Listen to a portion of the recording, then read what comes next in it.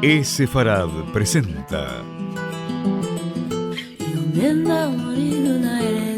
Magazine Sefaradí.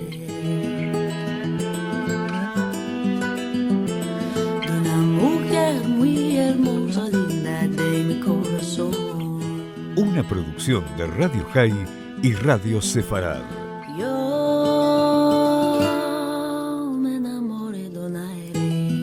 Con la conducción de Marcelo Benveniste. Linda de mi corazón.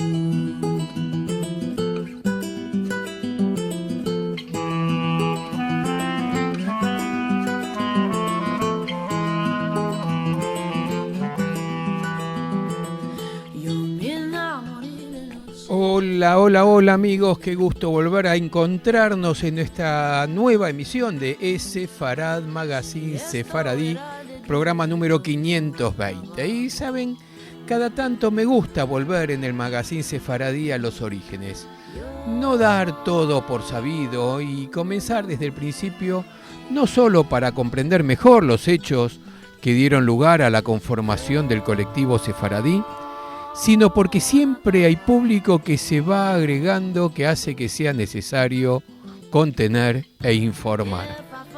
Los sefaradíes, una historia real y una identidad elusiva. Tal el título de este buen artículo del periódico español El Confidencial, escrito por el profesor titular de Historia en Suffolk University Madrid Campus, Martín Corral. Este será el tema de hoy.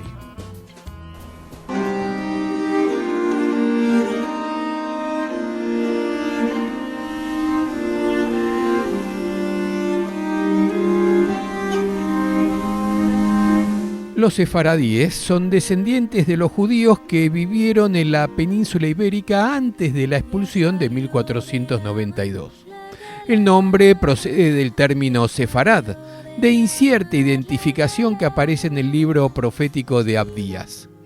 A partir del siglo II antes de la era común, los judíos españoles identificaron Sefarad como la península ibérica y empezaron a referirse a sí mismos como judíos sefaradíes. Algunos relatos legendarios sugieren que la presencia judía en la península ibérica se remonta al periodo del rey Salomón en el siglo X antes de la era común, o a la dispersión judía tras la destrucción del primer templo en el 586, también antes de la era común. Sin embargo, lo que podemos asegurar es que los judíos llegaron a ella junto con las legiones romanas, y su presencia aumentó como resultado de la conquista de Judea y destrucción del segundo templo, que incluía el muro de los lamentos a manos del general romano Tito en el 70 ya de esta era. En la carta a los romanos, el apóstol Pablo corrobora dicha presencia al indicar su deseo de viajar a lo que hoy es España para continuar con su misión evangelizadora allí. Como es sabido, el apóstol predicaba el evangelio en las sinagogas locales, lo que sugeriría una presencia judía relativamente importante en la península ibérica hacia el año 58. La conversión de los visigodos al catolicismo en el 586 marca un periodo de intolerancia, persecución, conversiones forzosas, expulsiones y emigración para los judíos. Por el contrario, el periodo que empieza en el 711 con la invasión musulmana fue de tolerancia y continuó hasta el fin de los reinos de Taifas en 1086. El Islam otorgaba un estatus especial a cristianos y judíos como miembros de comunidades religiosas que habían recibido revelaciones auténticas de Alá. En contraste con los cristianos, que tuvieron grandes dificultades para adaptarse al dominio musulmán, al haber sido el grupo gobernante antes de la invasión, los judíos se adaptaron perfectamente a la nueva situación, asimilándose a la cultura musulmana e integrándose en ella sin perder sus señas de identidad. Muestras de la influencia árabe en la cultura judía incluyen la adopción del árabe en la escritura comunal, la aparición por primera vez en la historia judía de poesía en hebreo de tema secular, en imitación de modelos similares en árabe, y el descubrimiento de la naturaleza triconsonántica del hebreo al aplicarle estudios de gramática árabe. El proceso culminó con lo que se ha dado en llamar la Edad de Oro de la cultura judía en la península ibérica entre los siglos XI y XII, cuyos máximos representantes fueron el estadista, visir y poeta Samuel a Nagid, los poetas y filósofos Salomón ibn Gabirol y Yehuda Leví, el exégeta, poeta y filósofo Abraham ibn Ezra y el médico, talmudista y filósofo Maimónides. Durante los siglos XII y XIII, los reinos cristianos toleraron a los judíos que eran portadores de la cultura árabe superior por su dominio del idioma y fuerte asimilación. A partir de 1250, solo el reino de Granada quedó en manos musulmanas. En la España cristiana, los judíos se convirtieron en intermediarios entre las dos culturas y tuvieron un papel muy importante en las sucesivas escuelas de traductores de Toledo. Toda la sabiduría del mundo clásico, que se había perdido en Occidente con motivo de las invasiones bárbaras, se tradujo del árabe al latín y posteriormente al castellano bajo la dirección de Alfonso X el Sabio. Muchos de los colaboradores de Alfonso X eran judíos. Estos sirvieron también de administradores, colectores de impuestos y médicos. La alta concentración de judíos en estos campos se debía a que los gremios que controlaban la mayoría de las profesiones admitían solamente a cristianos. En el siglo XIV, el antisemitismo y la intransigencia crecieron progresivamente entre los cristianos.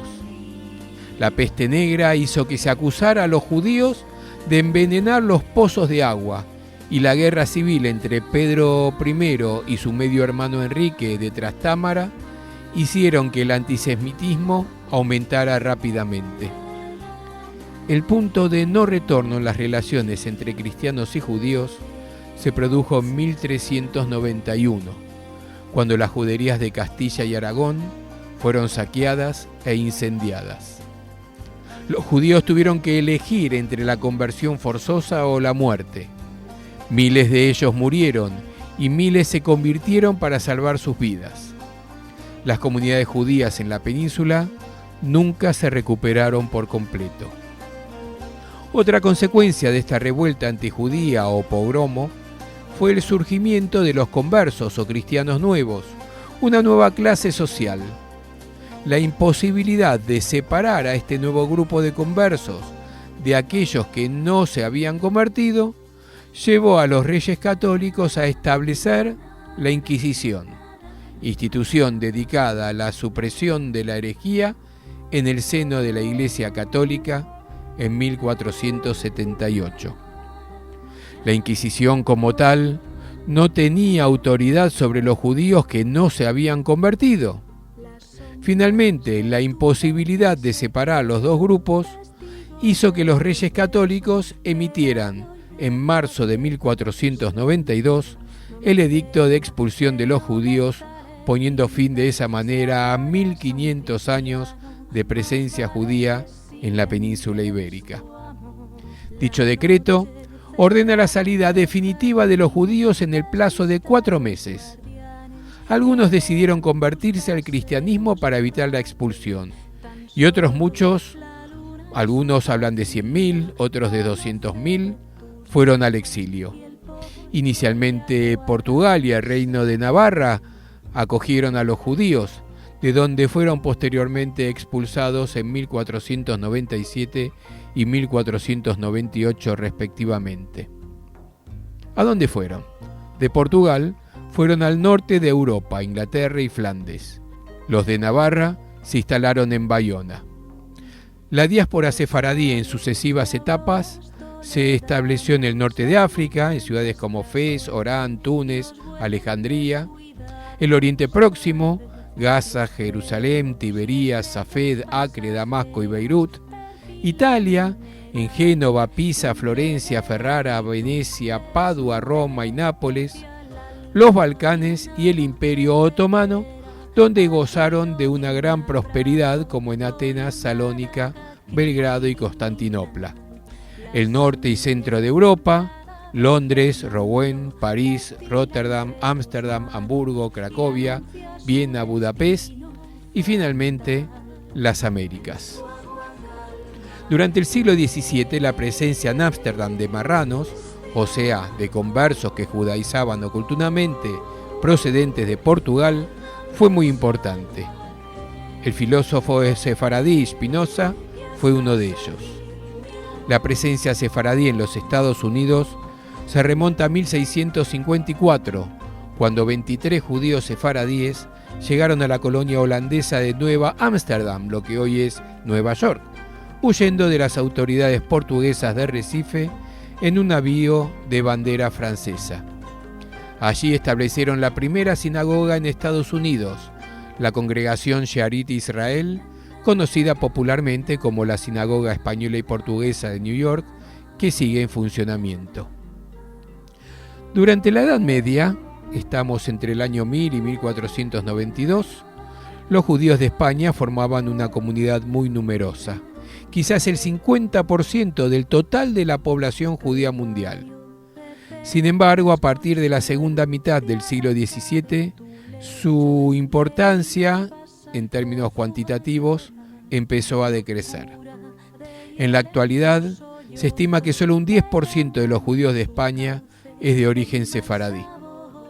La población judía mundial antes del Holocausto era de unos 16 millones y medio de judíos, de los cuales 15 millones eran de origen ashkenazí o centroeuropeo, y solo 1,5 millones eran sefaradíes o pertenecientes a otras comunidades no sefaradíes. El declive numérico llevó a un declive intelectual y cultural. Benjamín Disraeli, el primer jefe de gobierno judío en la historia del Reino Unido, y el financiero Moisés Montefiore eran de origen sefaradí. Según algunas estimaciones, menos del 3% de los judíos exterminados durante el Holocausto, o sea, entre 160.000 y 200.000, eran de origen sefaradí, lo que representa el 44% de dicha población en Europa. Durante la Segunda Guerra Mundial, las comunidades sefaradíes europeas en Holanda, en Italia y los Balcanes fueron aniquiladas. El 98% de la población judía de Salónica, más de 48.000 personas, que constituía el epicentro de la cultura sefaradí, fue exterminado. Solo los 50.000 judíos de Bulgaria, la mayoría de ellos de origen sefaradí, se salvaron como consecuencia de la negativa de su gobierno a deportar a los judíos de nacionalidad búlgara. La población sefaradí actual puede alcanzar 1.200.000. La cifra de 3,5 millones que dan algunos medios puede incluir descendientes de conversos o ser menos aproximada. La lengua de los judíos sefaradíes es el judeo español, ladino o yudesmo. Se trata de un fósil lingüístico. Lo de fósil va por cuenta del periódico El Confidencial, de donde está extraída esta nota. Decíamos que se trata de un fósil lingüístico más próximo al castellano de El Quijote que al español actual. El ladino incluye numerosas aportaciones del hebreo, turco, griego y otras lenguas con las que los judíos sefaradíes entraron en contacto. Hoy en día, el ladino es una lengua en retroceso. Se habla entre comunidades judías de Israel, de Turquía, de Bosnia y Herzegovina, Grecia, Macedonia, Bulgaria y Marruecos. La producción literaria en ladino incluye traducciones y comentarios bíblicos y literatura popular en la forma de baladas. La liturgia sefaradí difiere de la ashkenazí en pequeñas variaciones, como en la liturgia de las fiestas, o la estructura en la sinagoga y el servicio sinagogal y las plegarias en el mismo, que incluyen composiciones de los poetas españoles Yehuda Leví, Moisés ibn Ezra y Shlomo ibn Gabirol. También hay diferencias en la pronunciación del texto litúrgico hebreo y una serie de términos litúrgicos. La identidad sefaradí es difusa y difícil de determinar. En el judaísmo actual existen dos grandes grupos a los que ya hicimos referencia. Se trata de los sefaradíes y los ashkenazíes, que copan los puestos de liderazgo en Israel, Estados Unidos y otros países, con comunidades judías numerosas e influyentes. Sin embargo, la calificación en estos dos grupos no es satisfactoria, ya que el término sefaradí se está usando para designar también a todos los judíos que no son de origen centroeuropeo o ashkenazí. Existen numerosas comunidades que proceden del Oriente Próximo y en especial de países árabes que no tienen relación alguna con España. La confusión se remonta al mandato británico, esto es el periodo que va entre 1917 y 1948, cuando se estableció un rabinato dual ashkenazí-sefaradí, de manera que todas las comunidades orientales o mizrajíes pasaron a estar representadas por las autoridades rabínicas sefaradíes. Así, se creó una confusión semántica en torno al término sefardim, que pasó a designar comunidades de muy diferente origen. Esta confusión pudo deberse a que todas esas comunidades, con la excepción de los judíos yemeníes que se mantuvieron aislados hasta el siglo XX, seguían y siguen la liturgia sefaradí. El rabinato dual siguió con el establecimiento del Estado de Israel. Debido a movimientos migratorios masivos y a una alta tasa de natalidad, las comunidades judías de origen oriental experimentaron un gran crecimiento en Israel durante la segunda mitad del siglo XX, mientras que solo una minoría de los inmigrantes no ashkenazíes, aquellos procedentes de Bulgaria, Grecia, Turquía, Egipto y el Magreb, son realmente sefaradíes, es decir, descendientes de judíos españoles y portugueses cuya lengua vernácula es el ladino. De manera que se podría decir que hay una serie de elementos que conforman la identidad sefaradí. Entre los más relevantes serían los del tipo geográfico, o sea, que su origen está en la península ibérica, pero también lingüístico, o sea, el uso del ladino en todas sus variantes, y también folclórico por el uso de antiguos proverbios y melodías y canciones de España y Portugal. Hay otros elementos más difusos de esta identidad que podrían encontrarse en juegos de niños, tales como el castillo, y en platos típicos de la cocina ibérica, como el pastel o pastelico, una especie de pastel de carne, o el pan de España o pan de León, un bizcocho que se come en Pascua. A lo anterior, habría que añadir otros elementos más difusos de carácter psicológico y social. Los judíos sefaradíes, como es sabido, son tanto aquellos que viven en un gran número de países, como aquellos cuyas familias han permanecido en Israel por muchas generaciones. Un sentimiento unificador que comparten es la pérdida y añoranza de Sefarad. La tradición española considera como apellidos propios de los judíos a aquellos de carácter toponímico, como Ávila, Córdoba, Franco o Lugo, o los que designan profesiones como guerrero, barbero, cubero, zapatero, ferrer, ballesteros, o aquellos que toman una cualidad física o psíquica, como cano, moreno, pardo o rubio. Sin embargo, es muy difícil atribuir en exclusiva un apellido de estas características a una determinada religión u origen. Muchos apellidos sefaradíes están asociados con personas y familias cristianas, y lo que es más, a menudo los judíos sefaradíes utilizan nombres de origen hebreo o árabe que no existen en la península ibérica.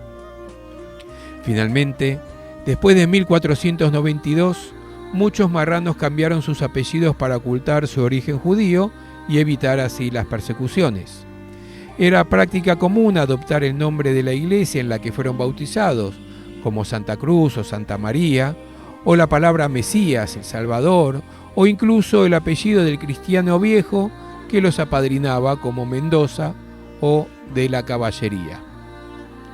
Abraham Yoshua, el renombrado escritor israelí de origen sefaradí, en su artículo Más allá del folclore, la identidad de los judíos sefaradíes, sugiere que la identidad sefaradí contiene tres componentes: cristiano, musulmán y judío. Estos tres elementos estarían mezclados de forma inseparable en el recuerdo de una asombrosa simbiosis cultural. La identidad sefaradí estaría relacionada con la inclusión del otro, incluso cuando éste ha desaparecido y ha quedado olvidado, y constituiría algo así como un gen cultural. Según Yoshua, esta melancolía o nostalgia por el otro, aun cuando ya no está presente, se habría transmitido de generación en generación por cientos de años y habría hecho que los sefaradíes fueran más tolerantes en comparación con los judíos ashkenazíes.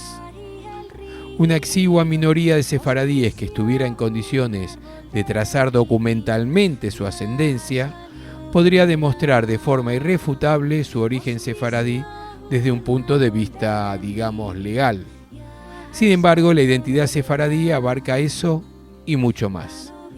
Tiene que ver con factores psicológicos y sociales, como los identificados en el artículo de Yoshua. Dichos factores no son por definición intangibles y no se pueden probar documentalmente. Durante la Edad Media, la península ibérica fue el centro intelectual de Occidente y atrajo a estudiosos, filósofos y poetas de todos los rincones del mundo entonces conocido. La atracción se basó en la existencia de una cultura superior, la musulmana, y una lengua franca, el árabe, junto con un interés genuino por el saber y un espíritu de tolerancia. Es precisamente eso lo que los sefaradíes añoran, y la razón de su sentimiento de pérdida. De manera que el mejor tributo que se puede hacer a los sefaradíes es el de educar al pueblo español sobre el bagaje cultural que más de un milenio de vida judía en Sefarad dejó en la península.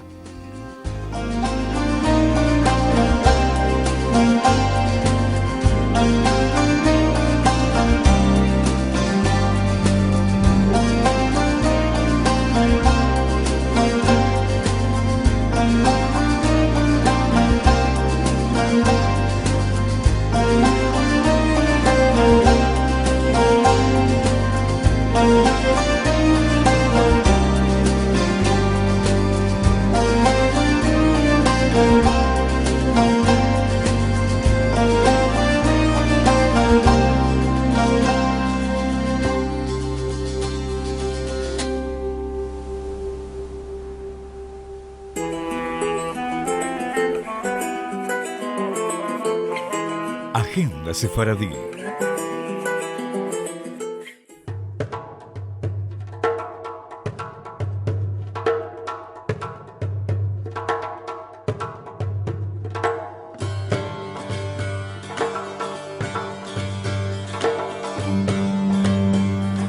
Como cada semana tenemos 2 nuevos encuentros imperdibles para participar desde cualquier parte del mundo en que esté, ya que ambos son virtuales en vivo, tanto el de los jueves en Raíces de Sefarad como el de los domingos en Ladino en Encontros de Al-Had. Muchas veces hablamos del futuro del ladino y la edad de quienes lo hablan, pero este domingo tendremos un gran encuentro de Al-Had, ya que el tema es si esta es la última generación de ladino hablantes, con 2 de los más jóvenes de quienes hablan la lengua sefaradí, como son el Dr. Devin Nahr del Strum Center de la Universidad de Washington en Seattle, que entrevistará en vivo nada menos que a Benny Aguado, también de los Estados Unidos, otro de los jóvenes conocedores y difusores de la lengua. Esto será el domingo 11 de julio a las 13 horas de Argentina, con acceso gratuito y como siempre el horario para todas las ciudades del mundo, y enlaces de acceso por Zoom lo encontrarán en sefarad.com. Para el encuentro del próximo jueves 15 de julio vamos a recibir a la querida Tamara Kohn, que ya sobre la fecha de Tisha B'Av nos hablará de la presencia de Jerusalén en los manuscritos medievales, la aparición de nuestra amada ciudad santa en Biblias y Agadot. Ya Tamara nos ha maravillado con sus estudios de arte religioso. Ella es magíster en historia del arte judío y el jueves que viene tendremos una nueva oportunidad de verla y escucharla en vivo, estés donde estés. Los esperamos entonces para este encuentro el jueves 15 de julio, 7 de la tarde, 19 horas, hora argentina, y como les digo, siempre pueden sacar la hora de su ciudad o consultarla en sefarad.com para verla a través del canal de YouTube, de Facebook, de Twitch, por todos lados. Nos van a encontrar muy fácilmente con Sefarad.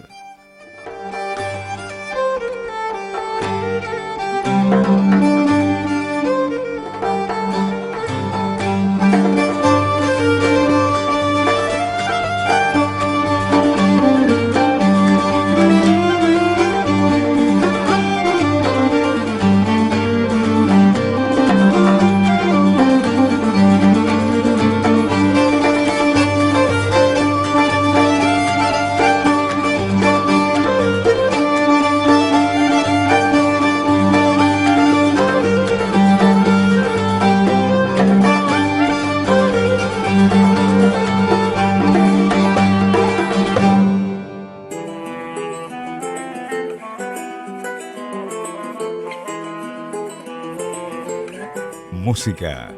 ¿Dónde anda morir una heredera, una mujer?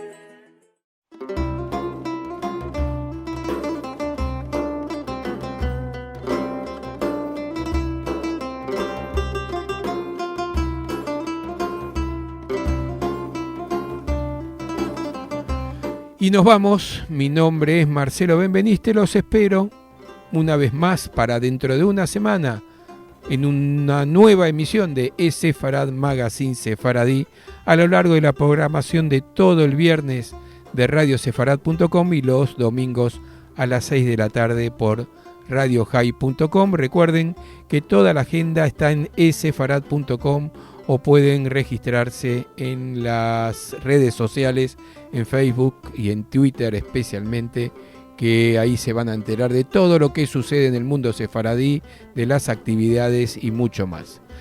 Para despedirnos vamos a escuchar ¿Qué mueve meses? Y Modo Maya, un anónimo sefaradí de Salónica, por el J. Martínez Ensamble, que incluye muchos instrumentos como la vihuela de Peñola, el laúd alfonsí, odrecillos, chirimía rana, caramillo, panderón sonajas, bendir, tajarija doble, címbalos y crótalos Kaufman y Valencia. 9 meses y Modo Maya por el J. Martínez Ensamble. Semanada buena.